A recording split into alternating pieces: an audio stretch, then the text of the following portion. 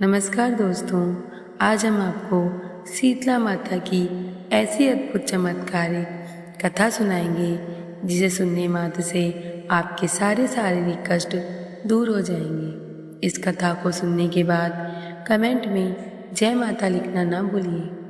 चलिए शुरू करते हैं। एक गांव में ब्राह्मण दंपति रहते थे। दंपति के 2 बेटे और 2 बहुएं थीं।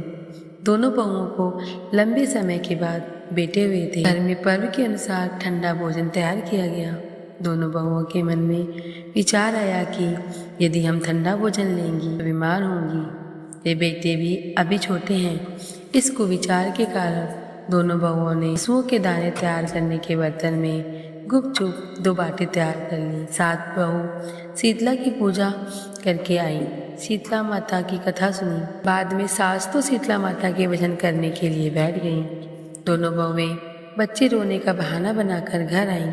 दाने के बर्तन में गर्मा गर्म रोटला निकालकर चूरमा किया और पेट भरकर खा लिया। सास ने घर आने पर बहुओं से भोजन करने के लिए कहा। बहुएं ठंडा भोजन करने का दिखावा करके घर काम में लग गईं। सास ने कहा, बच्चे कब से सोए हुए हैं, उन्हें जगाकर भोजन करा लो। बहुएं जैसे ही अपने बेटों को जगाने गईं तो उन्होंने उन्हें मृत पाया। ऐसा बहुओं की करतूतों के फलस्वरूप शीतला माता के प्रकोप से हुआ था। बहुएं विवश हो गईं।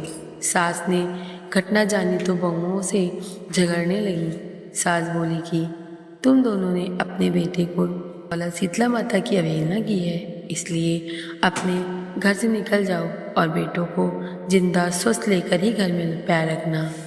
अपने मृत बेटों को टोकले में सुलाकर दोनों बहुएं घर से निकल पड़ी। जाते जाते रास्ते में एक जीर्ण वृक्ष आया। यह खेजड़ी का वृक्ष था। इसके नीचे ओरी शीतला दोनों बहनें बैठी थीं। दोनों के बालों में विपुल प्रमाण में जुएं थीं। बहुओं ने थकान का अनुभव किया। दोनों बहुएं ओरी और शीतला के पास आकर बैठ गईं। उन दोनों ने शीतला और ओरी के बालों में खूब सारी जुआ निकाली। जुओं का नाश होने से ओरी और शीतला ने अपने मस्तक में शीतलता का अनुभव किया और कहा, तुम दोनों ने हमारे मस्तक को शीतल ठंडा किया है, वैसे ही तुम्हारे पेट की शांति मिली। दोनों बहुएं एक साथ बोली कि पेट का दिया हुआ ही लेकर हम मारी मारी भटकती हैं, परंतु शीतला माता के दर्शन हुए नहीं हैं। शीतला माता ने कहा कि तुम दोनों पापनी हो, दुष्ट हो, दुराचारिणी हो। तुम्हारा तो मुँह देखने भी योग्य नहीं है। शीतला सप्तमी के दिन ठंडा भोजन करने के बदले तुम दोनों ने गर्म भोजन कर लिया था। यह सुनते ही बहुओं ने शीतला माता को पहचान लिया। देवरानी जेठानी ने दोनों माताओं का वंदन किया। गिड़गिड़ाते हुए कहा कि हम तो भोली हैं, अनजाने में गर्म खा लिया। आपके प्रभाव को हम जानती नहीं थी। आप हम दोनों को क्षमा करें। पुनः ऐसा दुष्कृत्य हम कभी नहीं करेंगी। उनके पश्चाताप भरे वचनों को सुनकर दोनों माताएं प्रसन्न हुईं। शीतला माता ने मृतक बालकों को जीवित कर दिया।